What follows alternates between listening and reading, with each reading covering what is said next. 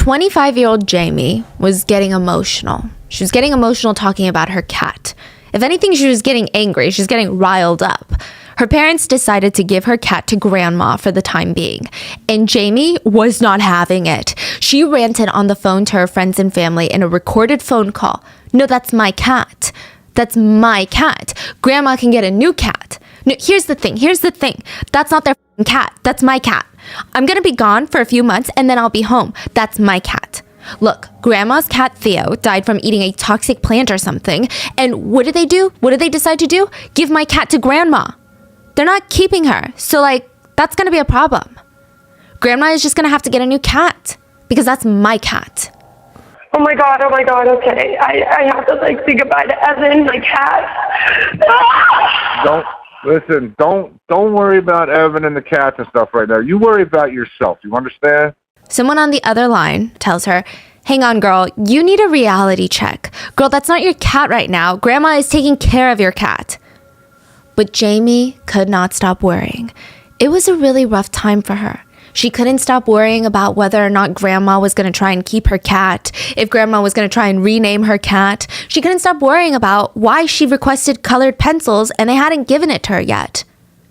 And she also couldn't stop worrying about why this was all happening to her.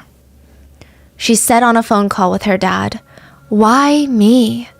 Oh my God, I just can't believe this. I can't believe this happened to me. Why me? I'm gonna be here for years and years and years, and I just can't. I can't. I said, oh my god, I just can't believe this happened to me. Why me, Dad? Why me? Oh my god. I'm gonna be here for years and years and years and years and years and years. I can't. 25-year-old Jamie Komoroski made a series of decisions that led to someone's death. A bride coming home in her wedding gown right after the best night of her life. She would be found dead on the side of the street because of what Jamie did that night. But she wants to know who's getting her cat. She wants to know why her, of all people. Dad and mom can be heard comforting their full-grown daughter, saying things like, I know, sweetie. I know, sweetie. Don't worry about your future. Your future's going to be just fine. You know what they say about your attorney, right? They said the family must be mafia to hire them. Insinuating that the attorney the family hired is so prestigious, so expensive, that the family must be a part of the mafia to afford them.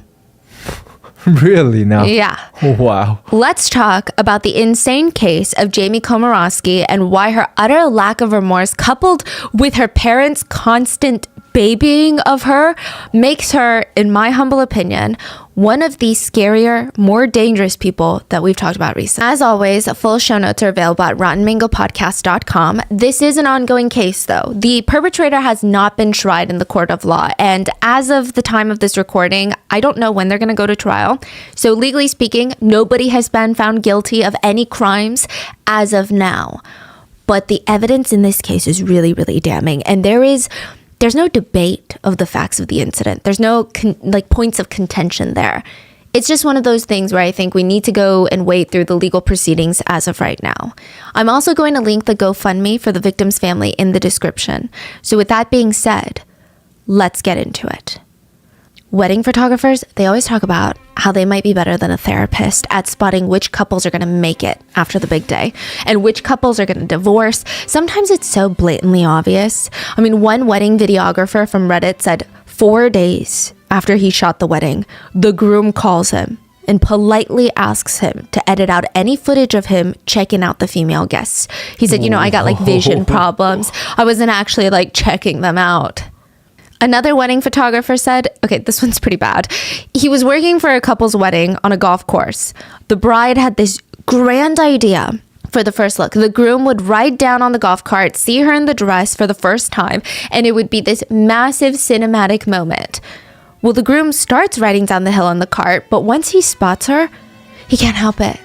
He jumps out the cart and runs full speed down the hill in the grass to get to her faster. He picks her up, twirls her around in the air, and it was the most genuine reaction that all of these wedding photographers, they're dying to get these moments. He was so happy to see her.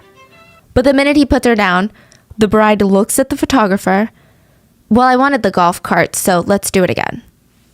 Wait, I wanted the golf cart? Yeah, What does that she mean? wants him to have the whole cinematic moment and drive down in the cart instead of running down. She didn't even care that her husband loved her so much that he couldn't contain himself. She's like, no, I want the damn shot. They always say it's a really bad sign when the couple care more about the aesthetics and having the perfect wedding instead of their relationship. Those are signs that you would not find at Samantha and Eric's wedding. I really hate to say it, but they had the perfect wedding, because it makes you want to roll your eyes when you're like, oh, they had the perfect wedding, they had the perfect relationship. But their idea of the wedding was fun. Like, that's what people said. I mean, I'm sure to a degree they cared about the photos. I'm not going to say, oh, no one cares about wedding photos and wedding aesthetics. Samantha had so much fun picking out the flowers and all the arrangements for the wedding. Their main focus was just on having fun. April 28th of 2023, their wedding was held on Folly Beach in South Carolina. About 100 of their closest friends and family, I mean, some of them lived in the area, some of them flew in to celebrate with the couple, and the whole wedding was a blast. Even the photographers were probably having fun. It did not feel like a job.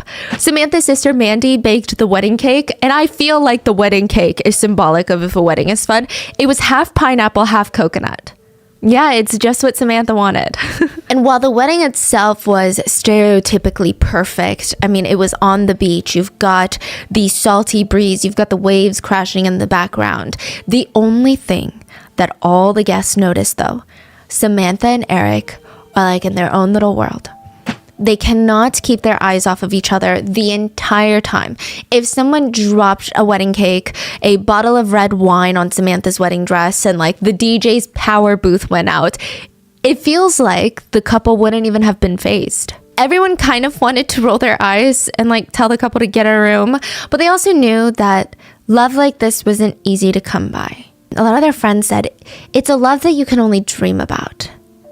It seemed really pure. It seemed really real. And it feels kind of impossible to find that these days.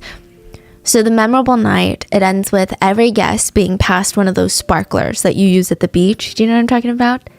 Like the little New Year thing? Yeah, the New Year thing. Okay, so you light one end. It's like a long little matchstick. You light one end and it starts sparkling. It's so pretty in pictures, especially at night, because it creates this like light orb. A lot of people use it during the summer. So every guest would light one up and they created this archway. They would hold it up in the air, created this arch above the couple's head. So they had this aisle to walk out of their wedding ceremony in.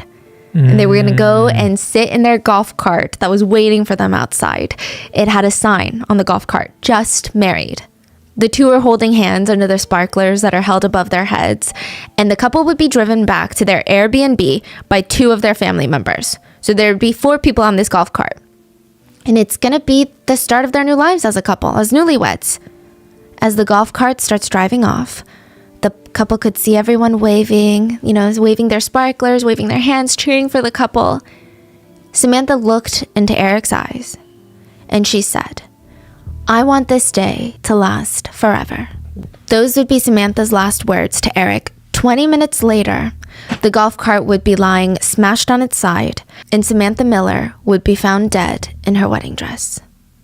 Neighbors said it sounded like an explosion. Not as loud as like a gunshot or a crash, but louder, like an explosion. It was just around 10 p.m., so most of the neighbors, they hadn't fallen asleep yet, and even if they had, it was loud enough to wake everyone up. They start rushing outside to investigate, and they see bodies everywhere. 4 bodies were laying on the road about 100 yards away from a golf cart, all dressed to the nines, suits, tuxedo, wedding gown.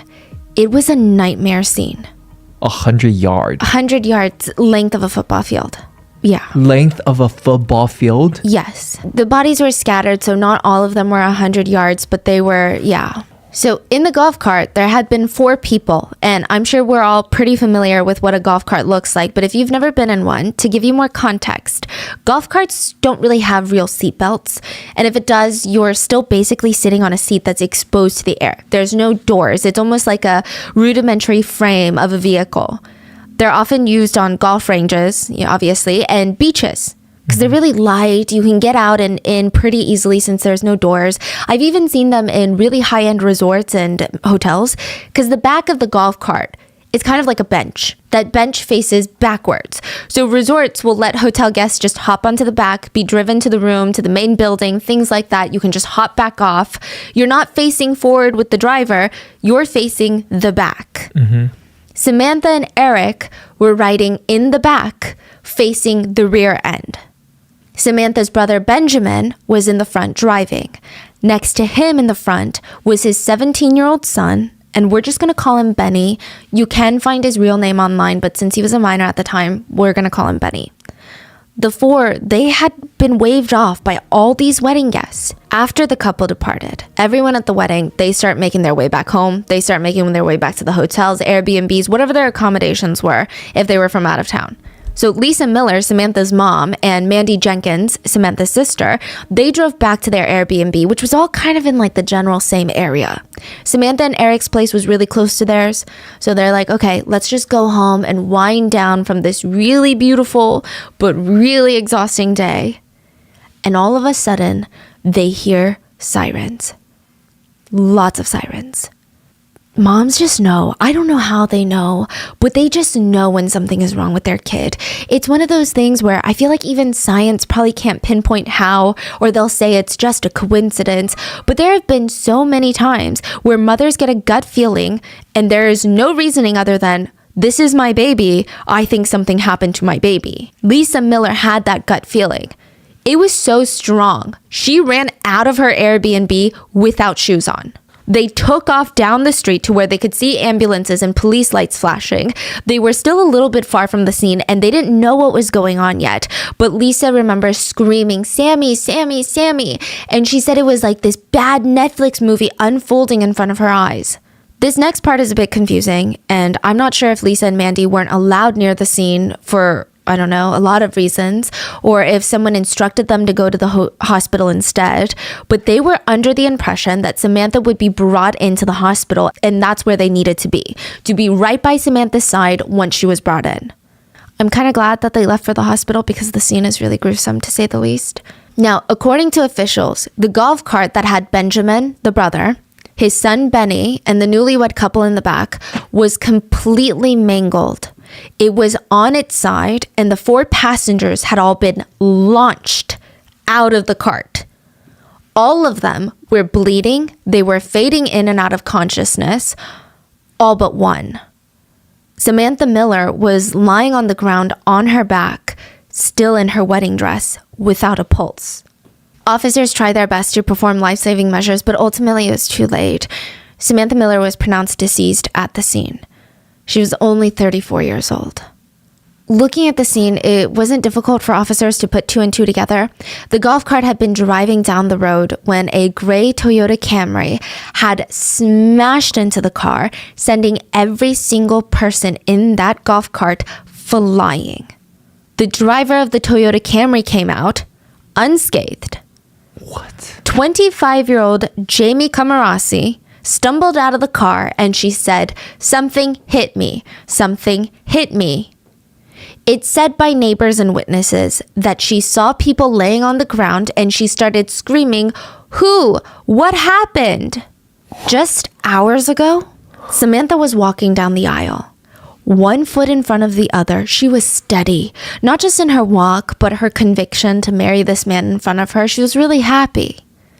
Jamie Komoroski also put 1 foot in front of another, but she wasn't as steady. It was a little shaky. And then she almost stumbled. She caught herself, gained control over her balance again, and then tried again. She still had a few more bars to go to that she still wanted to hit up, and all she had to do was get in her car. These are not the exact timeline of events, as I believe that's going to come out during the trial, but I think the parallel of what's going on is very chilling. While Samantha walks down the aisle, looking at all these faces tearing up at her, Jamie got off her shift at the Taco Boy Mexican restaurant and went for an after-work function. She starts drinking.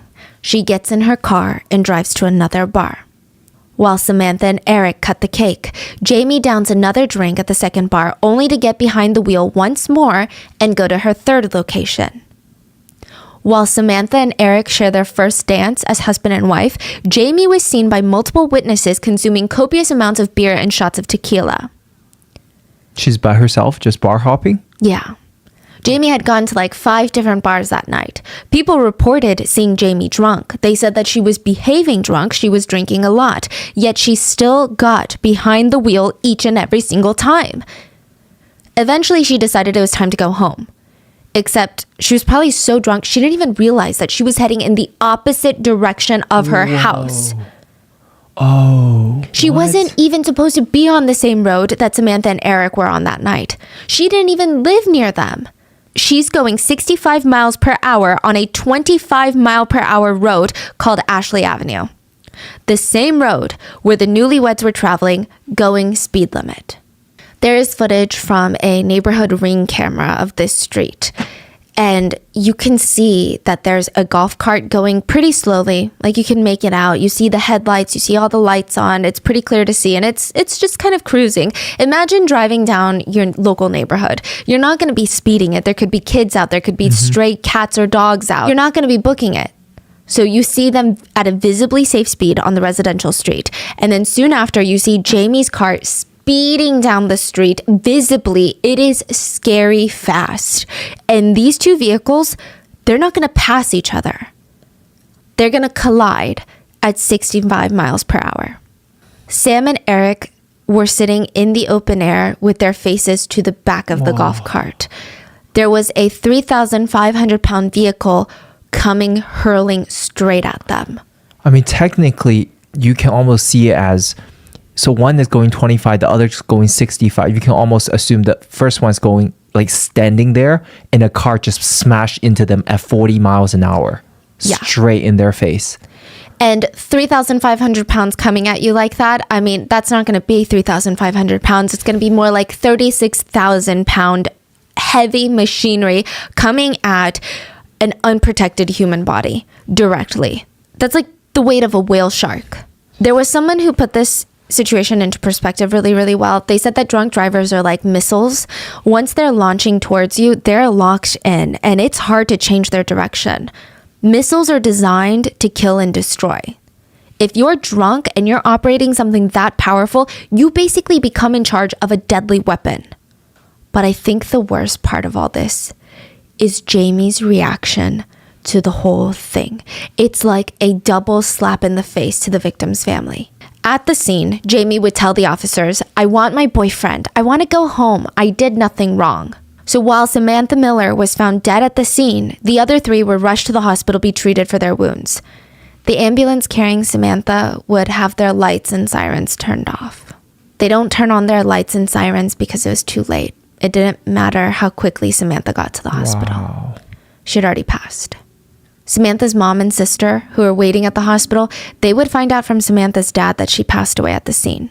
The other 3, they get sent to the hospital. Eric was in really bad shape. I mean, he was immediately sent into critical care. He was knocked out. Like, he was not even conscious. It stated that he had open fractures, massive trauma up and down his body. He had broken vertebrae. I believe both of his legs were severely injured, if not altogether broken. He sustained brain injuries. One of his eyes was completely black and purple, and there was blood streaming down his face. He could not even open his eyes. He was unconscious for a while, and Eric's mom, she was handed a clear bag from the hospital. It had Eric's wedding band in there because Eric had to be scanned, he had to be treated, operated on, and this is just hours after he put it on. Just hours after he vowed to take care of Samantha for the rest of his life. Thankfully, he did wake up, and just as his mom guessed, the first thing that he asked about was, "Where's Samantha? Where's Samantha?" Eric's mom had to tell him that she was gone, that Samantha didn't make it.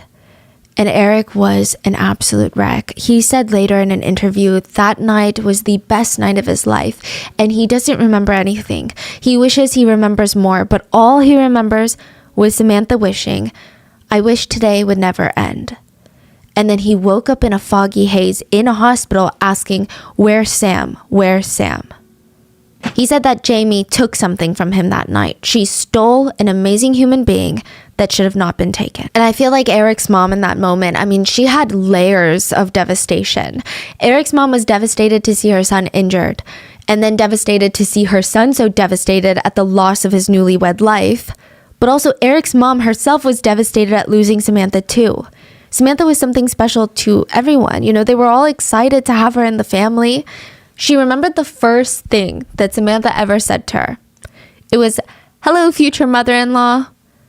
And if it was maybe anybody else, it might have come off a little bit weird, maybe a little strong. But both families, they just really knew that these two were in love. It was just a matter of time before they got married. And now this just felt like some sort of sick joke. They're both having the best day of their lives, marrying their soulmates in front of the people they love. I mean, the visual of them leaving on the golf cart, waving, smiling, getting teary-eyed from happiness, it's going to be burned into everybody's memories. Mandy didn't even get a chance to ask Samantha, "Did you like the wedding cake?" Benjamin, Samantha's brother, was also extremely injured. He had separated joints in his hip. He had 2 broken vertebrae in his back.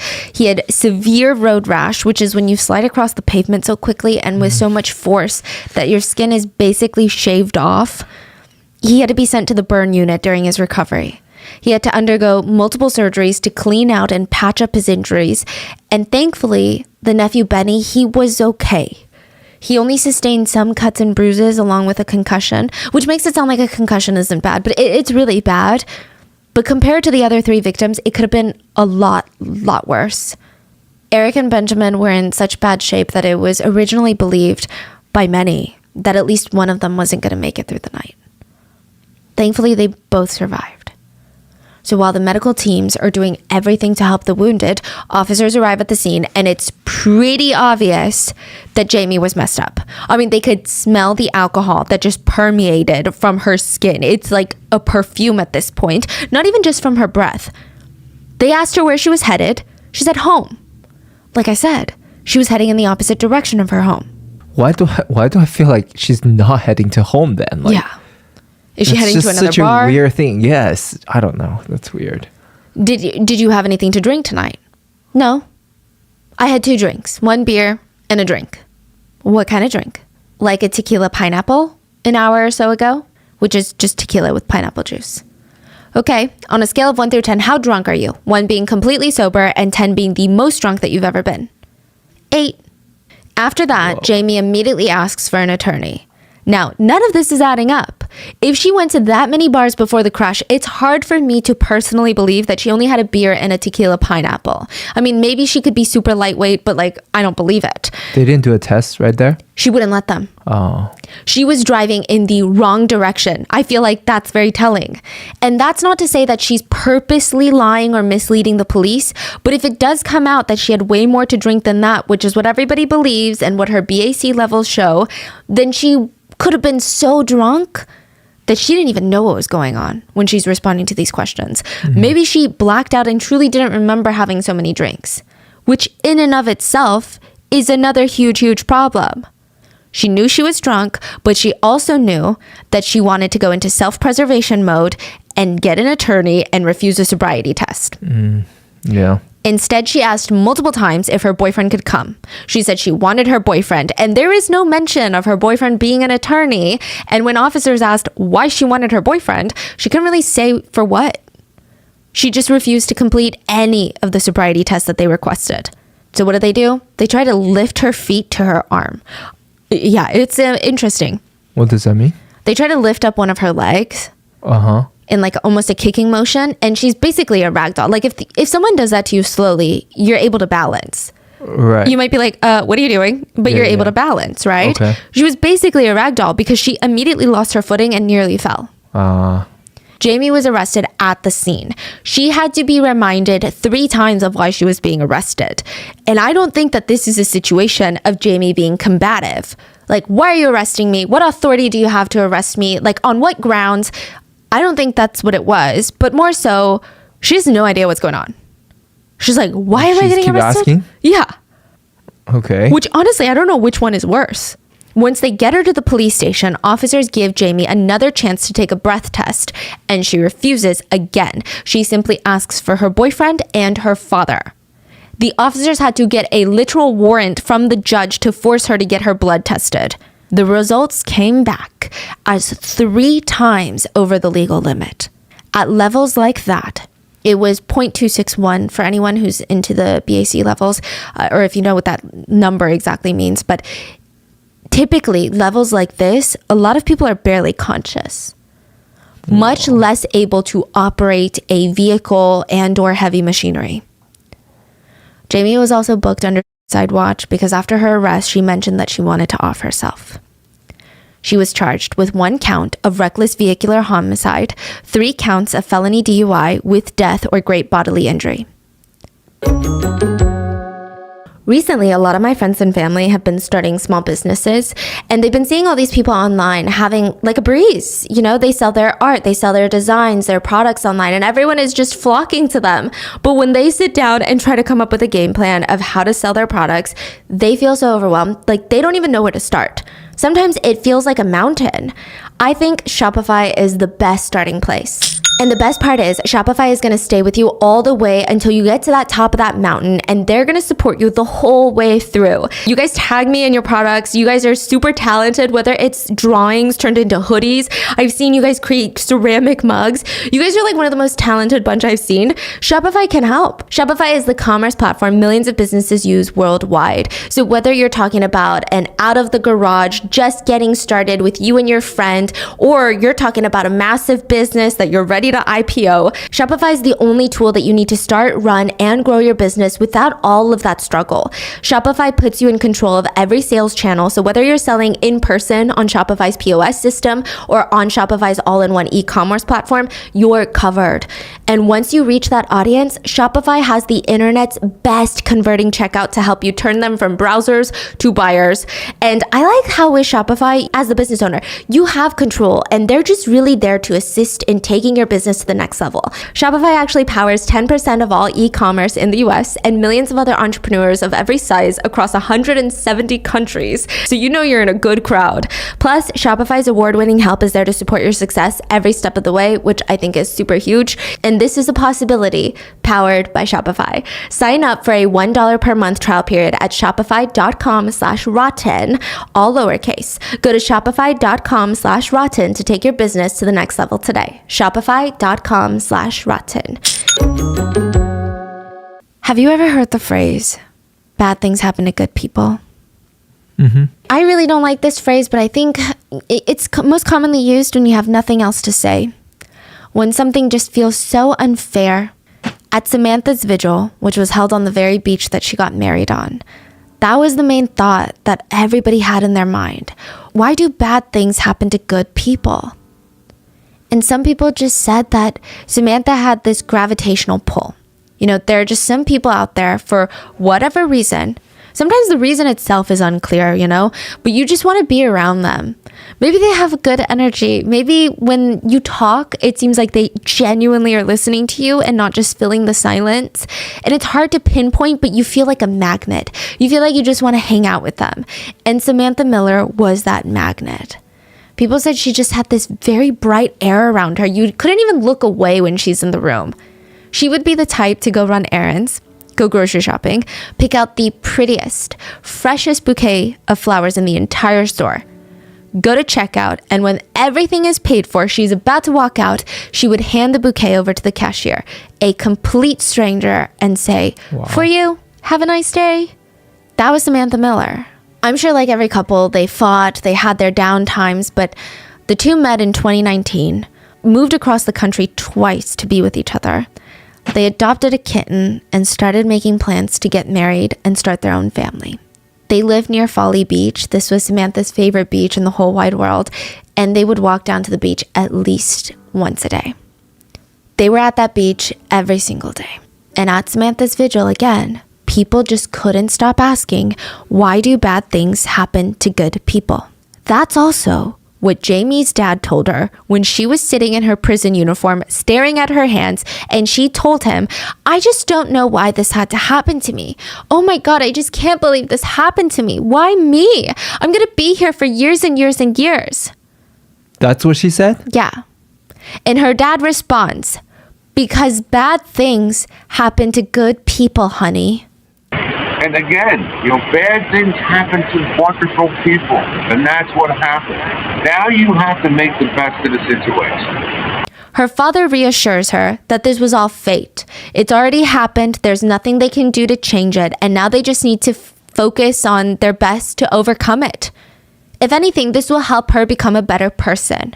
Listen, if you need someone to pass away in order for you to become a better person, in my humble opinion, you're just not a good person.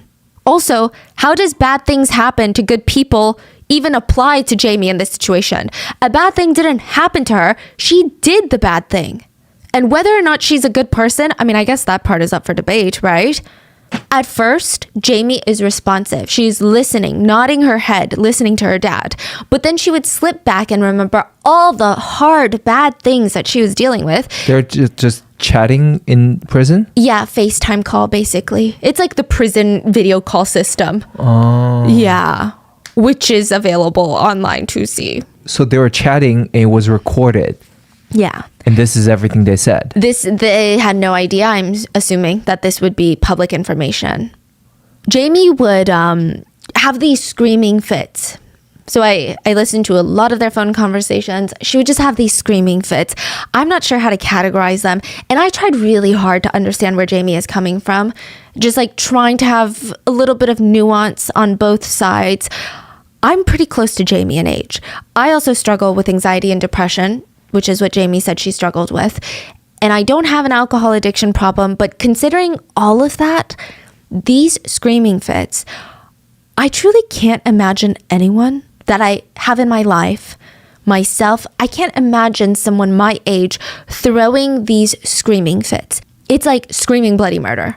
It's not even What angry. is she screaming though? Just like, ah, like screaming. Doing everything we can. Dad, what is it? We got... And it's odd because her parents' reaction is very, very odd. They just kind of focus on calming her down. The minute she starts screaming, they're almost using this soft, babyish voice with her. It just felt very inappropriate. But the most intriguing call to me was Jamie complaining to her dad on the phone about how much media coverage this case was receiving. Jamie asks him why the media is so involved in the case. Just makes me scared that the media is so involved in it. Why are they so involved in it? He states it's most likely because the story sells. And Jamie gets frustrated and she states, but that's not going to help me. But that's not going to help me. Oh my God, it's going to be so bad when I get out. Everybody's going to be so mean to me. Wow. What is that?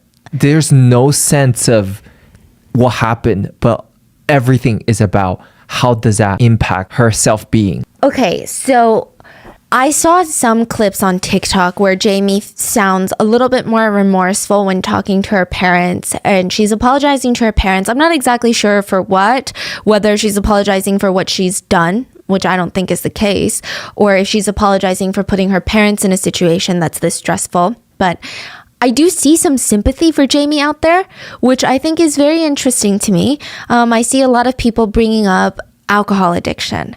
I know someone who struggles with alcohol addiction. And trust me, they're not drunk driving.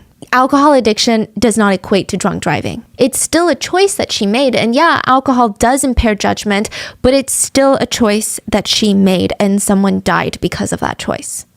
Anyway, during one call, her dad tells her more information about what happened is coming out. And Jamie, in almost this teenager voice, she's 25. Please keep this in mind. She's 25. She's a full-grown adult. She says, such as your BAC levels, your blood alcohol levels. But that just makes me even more scared of the future and everything. Jamie, your future is going to be fine. Your future is something that we can't do anything about. Your future is going to be okay. We can just work with what we have. Other notable parts of conversations are when Jamie keeps telling her parents, or herself, I don't really know, that she's not a threat to society. She's trying to get out on bail. And at one point she says, I'm wondering when the heck I'm going to get my coloring pencils. What is she doing with that? Just She bored? wants to color, yeah. And she also whines, Dad, I'm not a bad person. I'm not a bad person. Her dad softly tells her to quiet down, and she starts screaming that it's all over because her boyfriend and her cat will be gone when she gets out. And she screams, oh my God, I'm going to be here for years and years and years and years. And this is just a terrible, terrible accident. I still don't understand why this had to happen to me. I just don't understand. Her dad tells her, baby, terrible things happen to good people. It's just what happens. Listen to me. It's not terrible. It's really f***ing terrible. To which Jamie starts screaming, okay, Dad, I know that. Her dad tries to calm her down and says, but it's going to be hard. It's not going to be easy. We have today. We have tomorrow. We don't worry about yesterday. Okay, Dad. I mean, it was a golf cart. Like, golf carts shouldn't be allowed on the freaking road. Whoa. Why me? Why me? Why me of all people? Why me? I don't understand. Like, this could have happened to so many other people. And it was a golf cart. I know, honey. We know, honey, okay? Golf carts shouldn't even be allowed on the freaking road. I said, this could happen to anyone. Like, why me? Like, why me of all people? Why me? I don't understand. Like, this could have happened to so many other people. In another part, Jamie asks her parents, what I'm saying is, what I'm just wondering is, like, so, like, are you and Mom going to pick me up when I get bail? I'm just excited to get some answers. Another clip is Jamie saying, I'm not a bad person. And like, it could have happened to anyone. It was just a freak accident. It's not like I'm going out and shooting people on purpose. It was an accident. I don't think I'll be going to like prison or anything. She does not believe that she's going to prison. Her mom in a soft voice just goes, that's great, baby. That's great. And I'm just, when all of this is done, and I can just be happy. It said that Jamie also constantly complained about her living situation in the detention center, which I always think is very fascinating when people do this, okay? Obviously, if you're being abused, tortured, assaulted, or any sort of that against your human rights, that's not what I'm talking about. That is a legitimate complaint. But when people like Jamie complain about things such as not having control over the TV remote, not being given a yoga mat to do crunches, it's kind of a situation where I wonder, where was the common sense? It's a detention center. It's not the Four Seasons. It's pretty expected that you're not going to have control over what you can consume and what you can't in terms of entertainment. It's not there's no concierge. You're not going to get a yoga mat. She also allegedly complained about being unsatisfied with the food options. She didn't like the hot dogs or the meatballs or the bread. A lot of people said compared to real prison food, this is good stuff. At one point, she said she was given 2 hot dogs with no buns or condiments. And it was, and I quote, so bad, it's so bad. So Jamie is in her cell crying, not about what she did, but crying about her life and how shitty it was and why this all had to happen to her. That's crazy because it just seems like she has no idea of what's going on. She doesn't even know how bad she fucked up and what's about to come. Yeah. Is the feeling, right? Like she's about to get some real reality check. Yeah. If this keeps going on, right? And she's in a detention center right now. Just wait till prison. It's going to be crazy for her. Yeah, on the bright side, there were a few things that she liked about the detention center. The cookies. She said this about the cookies that they gave out during snack time. She said, these cookies that they give you at this jail, I'm going to start buying them when I come home. I'm not kidding. She says, I'm not kidding. Oh, and she really likes their soap. She talks about their soap. She really likes the soap in jail. Okay, I mean, it's so clear to me what's wrong here. Even Jamie's actions in the beginning of this case sound to me, it's just someone who is waiting for someone to come clean up her mess. And then when she was arrested, she asked for her boyfriend and her dad. I mean, asking for an attorney, I'm always a supporter of that, but it's just, it feels to me, she thinks that someone is just going to come and save the day. And that's maybe what they always do. This is why I'm a firm believer in letting people learn the idea of consequences when they're kids, because the consequences typically don't involve other people and don't involve people's lives when they're young. But I feel when parents constantly teach their kids that they're going to be saved and they're not going to have consequences and that they're the most important person in the room, you get someone like Jamie. I'm not saying that her parents should just abandon her, and I'm not saying that her parents aren't also negatively impacted and saddened by this. But listen to the conversation. At one point, Jamie apologizes to her parents. And like I said, I don't know if she's apologizing for her actions or for the situation that her family is in. It's unclear. But her dad literally tells her, listen, Jamie, you don't need to be sorry. There's nothing to be sorry about. It was a tragic accident. You didn't do anything on purpose. I'm so sorry. Jamie, listen, there's nothing to be sorry about. It's a tragic accident. You did not do anything on purpose. It was a tragic accident, okay? All right? You don't need to tell me ever that you're sorry for what happened. You understand? That wasn't the first time that they had a conversation like this either. Anytime she tries to apologize to her parents, they stop her and say that she has nothing to be sorry about. I feel like they're all in for a very rude awakening. Again, I'm not saying they should hate or abandon their daughter, but they can still love their daughter, support her, pay for her attorney fees that only mafia members can afford, but still make very, very, very clear to her that what she did was wrong and terrible and that she's at fault and now she's got to face the consequences. And when she gets out, they'll be with her. They'll help her. Even the phrasing of Jamie's words to her parents, it's always, why me? Me. I'm going to be here for years and years and years. And it's just so odd that she's complaining that her life is over when literally someone's life was over. Someone died. And it's odd that she and her family, at least to the public knowledge that we have, speak very little, if not at all, about what happened. It's all about Jamie and what's going on with Jamie and Jamie's cat and Jamie's boyfriend. And oh my God, everyone's going to be so mean to her because the media keeps talking about it. There are no mentions that I could find of any of the remaining victims or their families. We don't really know too much about Jamie. I mean, no one's really come forward to talk about her character or if she was a great person or not. Not saying that there's no people that can do that, but just not many other than her family that have come out to talk about her. So all we have are her records and these phone conversations, and they paint a pretty damning picture. Jamie grew up in Jersey. Allegedly, her dad is a very successful multi-millionaire businessman. Eventually, she would move to South Carolina to attend college, and after graduating, she starts working at this local Mexican restaurant called the Taco Boy. All we could really find about her personal life comes from her Instagram, which again is not a good or very accurate depiction of one's personal life, but it does seem that she does enjoy a good party, which is not abnormal for a recent college graduate, but there are quite a bit of photos of her with alcohol in them, in her hand or either alluding to alcohol. But one picture that has gone a little bit more viral is from her Instagram from 2015. She's sitting in the car, in the driver's side, and the caption just reads, "You gotta trust your instincts and let go of regret." This post did not age well. A lot of people were commenting things like, well, this is fucked up now. Others pointed out, let's not do that. The other only personal thing that we know is Jamie was seeking treatment for anxiety and depression before the crash.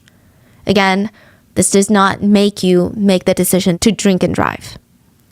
So it's apparent that she is having some sort of trouble, some sort of struggle in her life.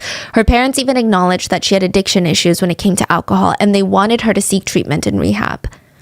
But this wasn't even Jamie's first driving violation. There are some rumors that she had previous DUIs. They weren't DUIs. They were just traffic violations, moving violations. Prior to the crash, Jamie had 4 traffic violations. And again, she's only 25, so that's a lot.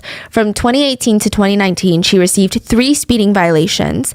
And then on April 5th, 2023, just weeks before Samantha was killed, she pled guilty to failure to use a turn or stop signal. There is another detail from Jamie. It's more so from her family's past that gets brought up a lot in correlation with this case.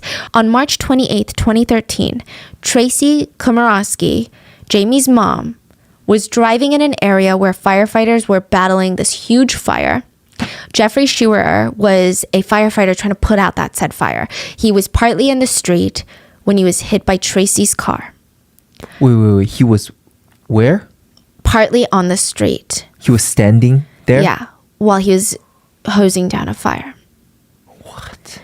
Now, this was definitely an accident. Tracy was not drunk. It was proven that there were lots of smoke and poor lighting, so Jeffrey was almost impossible to see. No one is really questioning that part. The part that is getting to netizens is that Jeffrey's family feels like there was no justice because Tracy, Jamie's mom, apparently didn't face any consequences, even though the police said that they would be on top of it. So just like in Jamie's case, a lawsuit was made against Tracy saying she was negligent enough to not slow down, knowing that there was a lot of firefighter activity in the area. And that caused her to kill Jeffrey. Tracy ended up having to pay $100,000 in settlements, signaling to a lot of netizens that the court must have found her negligent in some regard to have this sentence go through. So I'm not sure how to stand on that. It's not Jamie's actions, and it does seem to be a true accident from at least Jamie's mom's perspective. But netizens speculate that maybe the family has such a nonchalant attitude to Jamie's case because they've already been through something like this, and they've paid $100,000 and they were fine. Maybe they believe that as long as you pay up, you'll avoid true punishment like jail time. There's no way to know for sure unless they admit it themselves, which I don't see why they would ever do that. But netizens found a lot of similarities regarding these instances, and I just felt like it was worth mentioning. 3 months after her arrest, Jamie's bond hearing comes up, and she tells the judges that she's not a flight risk, nor would she be a threat to others. Samantha's family were also there to appeal to the judge. Samantha's father said, "Bonds are meant for people to spend time with their family, right?" He's pointing out that it's ironic considering he will never have that luxury again. He will never be able to see Samantha ever again. He's saying if and when Jamie serves her time, she will still have the opportunity to spend the rest of her life with her family afterwards. Samantha's father also states that Jamie is a danger to society, and he questions what's going to happen if Jamie starts drinking again. How many people are going to get hurt then? Samantha's other brother, Nathan Miller, told the judge that Jamie's actions of driving down a narrow residential street while drunk at night at that speed is so careless that there almost had to have been an intention to hurt someone. He states the alcohol is not the problem. The problem is Jamie herself. She is not responsible enough to be trusted. She's not trusted to show up back in court, not trusted to not hurt anybody else, and not trusted to not drink. They bring up the fact that Jamie had prior court dates that she did not attend for previous traffic violations, which proves that she cannot be trusted to show up in court if she gets out on bail. Samantha's siblings stated that if Jamie is released, the next victim could just as easily be anybody else's loved ones in that very courtroom. Lisa, Samantha's mom, said, "She didn't just kill my daughter. She killed all of us." On Jamie's side, her father stood up to speak. He gave his condolences to the families involved and told them that he can't even grasp how painful this must be for them. He states that he knows she will not flee if she is released. He also states that she is in a transformative part of her life right now. The screaming fits on the phone, I guess, are transformative exercises. He said, she understands that her circumstances may help other people with their addiction problems and keep them from ending up like her. If she is released, they plan to directly put her in a recovery center for a period of time determined either by the judge or for as long as the workers at the center seem fit. Their attorney also got an addiction specialist to speak on how they've seen people in these situations before battling addictions and have overcome it and become better people, and that she has hope for Jamie to do the same. Here's my thing. I was on Reddit, and a lot of people who do struggle with addiction are really offended by how this case is being presented by Jamie's side. They're using addiction as their fighting point. And they're making it about all people with addiction. Addiction is a crisis that is affecting so many lives. But no, the problem is not addiction. It is a problem, but this is not the case's problem. It's still drunk driving. Yeah. So it feels really gross to people that are battling their own struggles right now. Yeah, they're trying to make addiction the villain rather than her. Yes. Yeah. And it's like, well, no, But then that also just shows more of her disregarding her behavior. Yeah. She's still not acknowledging what she did was what caused this. Yeah. So that makes it even worse. And I think without these phone calls, I think people would have been a bit more sympathetic of, okay, maybe this truly is addiction. She made a horrendous choice that nobody should ever make. Maybe she can try to grow. But these phone calls show she doesn't want to. That's my opinion. She doesn't want to. So part of the leaked phone calls that Jamie had with her father, and okay, well, the phone calls weren't necessarily leaked. There's an FOIA that was filed by media outlets. It's a Freedom of Information Act. Media outlets requested voice and video calls between the Komoroski family be released to the public. Yeah. which is a thing because all video and phone calls in jail that are not with your attorney are recorded, and they are technically can be public information. There is one part in the phone call where her dad tells her that if she gets out on bail, she will need to go to rehab. She's nodding, but her eyes seem so over it. She looks like a teenager being told to clean her room. She responds very enthusiastically, "Okay, how long is that?" 4 to 6 weeks. She rolls her eyes. I'm talking bug eye roll, like not even a small, light, quick one. I'm talking full, like, ugh. From there to go to alcohol rehab. Okay? Okay. That's part of it. Right? How long is that? 4 to 6 weeks. All right. Well, listen. If it helps the case, then I'll do it. Might help you a little too. Sure. Well, yeah, so. She seems visibly disinterested. So clearly, if she gets out and goes to rehab, I personally don't think that she's going to change, and that's terrifying. It also just shows a lot how she became this way. Yes. Like through the parenting and their interactions. Yeah, I did see some people sympathizing with the parents and saying things like, her parents are also victims in this because they're losing their loved ones and everyone's affected. But I think how she got here is crazy. Yeah. I mean, I'm sure most of our parents would have not responded like that. Yeah. Let's just be honest. Exactly. I don't know if the judges saw all of that, but she was denied bail. She can only get bond now if they don't set a trial date before March 2024. And even then, she'll be given a $150,000 bond, constant monitoring of her BAC levels, and house arrest. Jamie burst into tears when she heard that she wasn't getting bond, which to me, I guess, signals that she truly believed that she was somehow going to get out of this. Now, I do want to be fair and mention that there are times that Jamie expresses remorse for what has happened, but most of it is accompanied by her saying that she doesn't want to be in jail for a long time. Overall, it seems that Jamie is a lot more genuine and authentic when she's complaining about being in jail. Netizens have pointed out that her response reeks of privilege, as if she's frustrated that saying sorry isn't enough. That is the energy she gives in a lot of these conversations. Like, I said sorry, what more do you want from me, is the energy. She talks in the recordings like someone who didn't do anything that wrong and is being wrongfully persecuted. And her parents seem to be feeding her delusion that she's not at fault. So while Jamie was upset at being denied bond, Samantha's family, they felt peace of mind and soul. They said that now they don't have to worry about Jamie being a danger to society. Samantha's mother, Lisa, said Jamie created havoc in everyone's lives. I don't think that 3 months spent in jail, 3 months is nothing.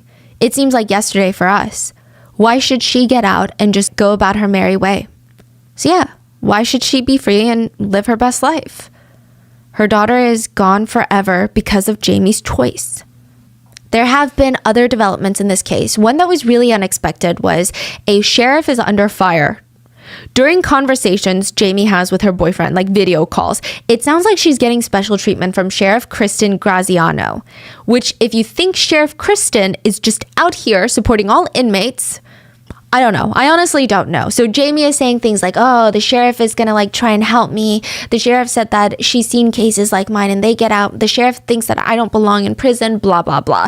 It's weird. The sheriff helped her meet her parents when they weren't allowed to meet at a time or something like that. She's just alluding to all these things that the sheriff is doing for her.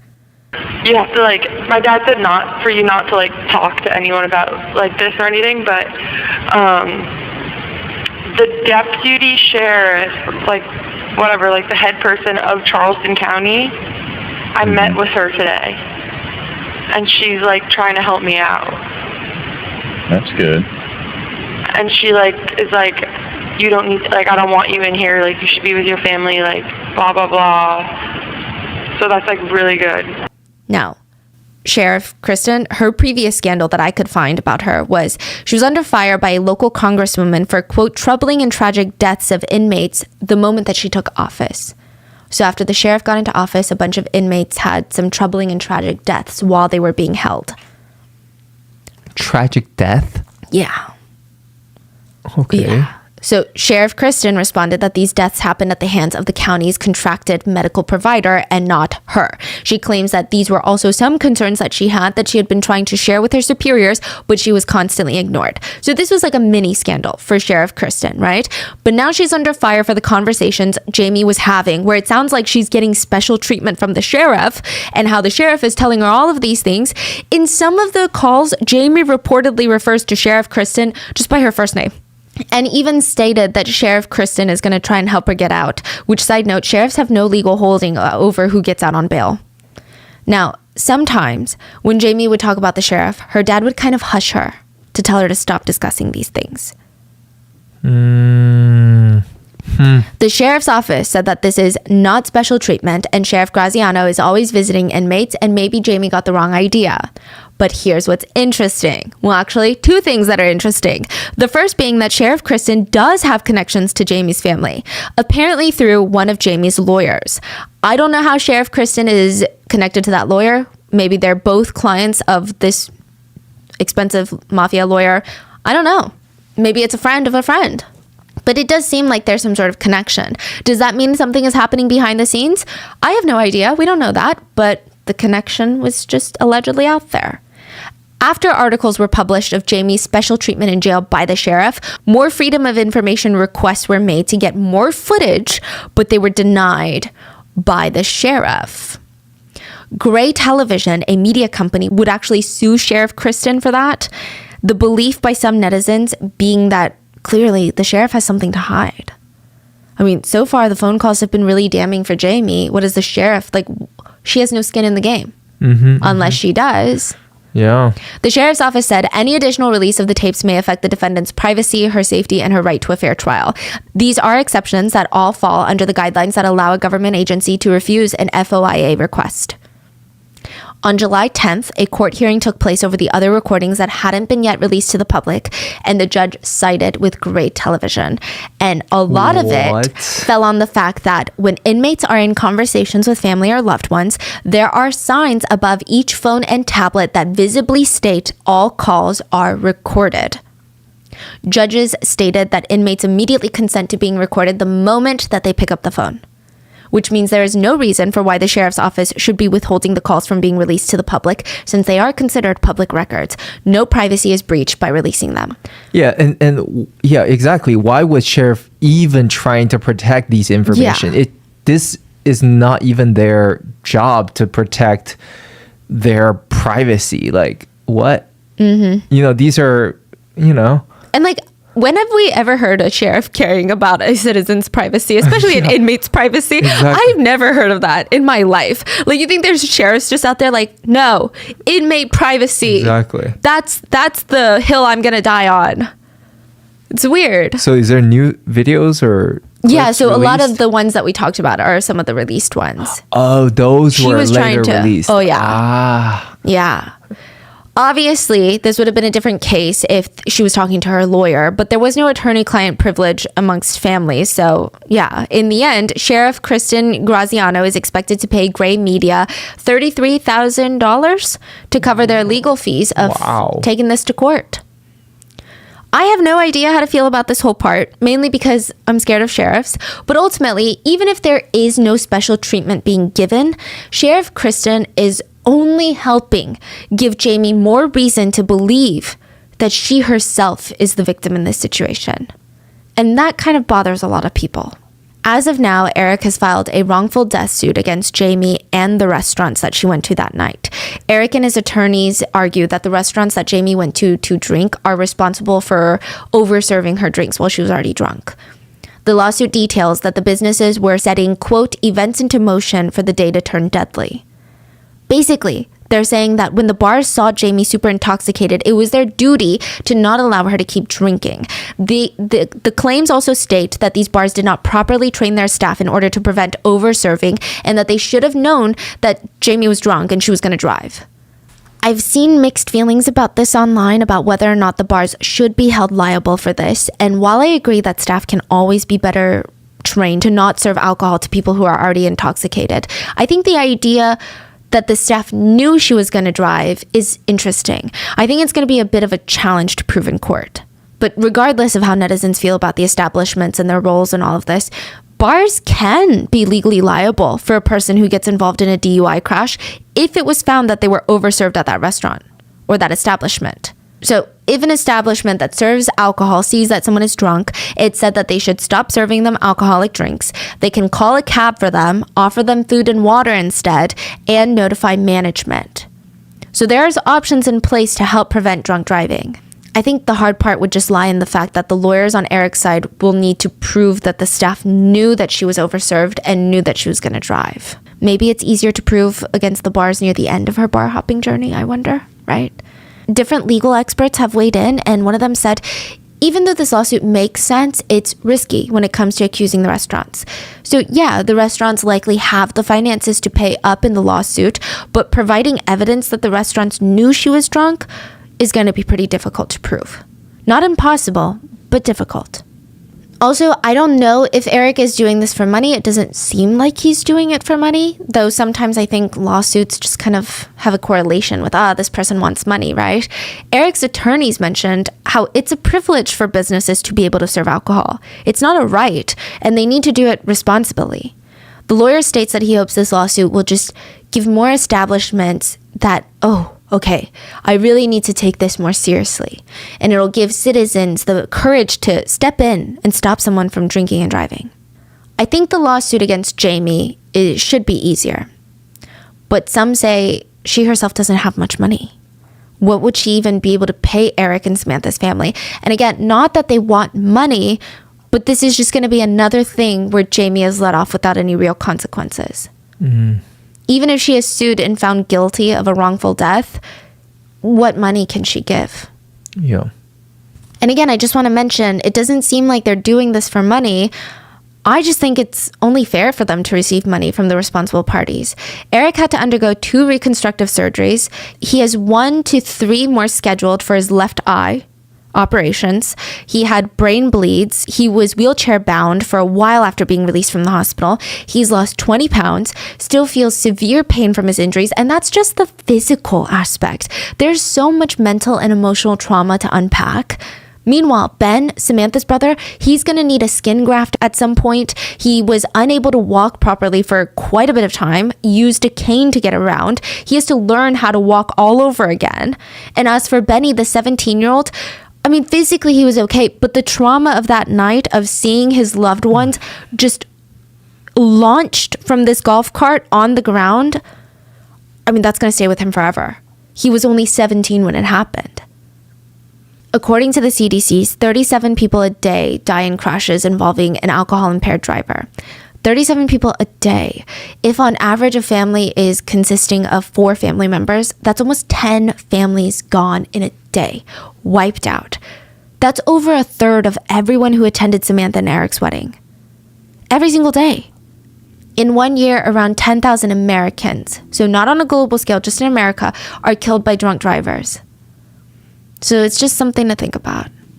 And we are also waiting to see how the trial plays out and what happens to Jamie. I just hope that this is another reminder, don't drink and drive. But other than that, try and end it on a lighter note. Folly Beach has this iconic boat called the Folly Boat. And visitors and residents, they'll paint it with new messages. Sometimes it's by season, sometimes it's by month or by events. And the boat now reads, Sam and Eric forever. And there is this beautiful drawing of a palm tree right next to it. Wow. And that is the end of today's case. Please let me know if you guys want me to stay tuned for any updates on this one. I don't know. The whole thing is just so infuriating. Just if you listen to all of what Jamie said in prison, it's really hard to even try and feel like, maybe people change. I'm also going to be listing Lisa Miller's GoFundMe in the description, so please go check that out. And I will see you guys on Sunday for the mini-sode. Stay safe. Bye.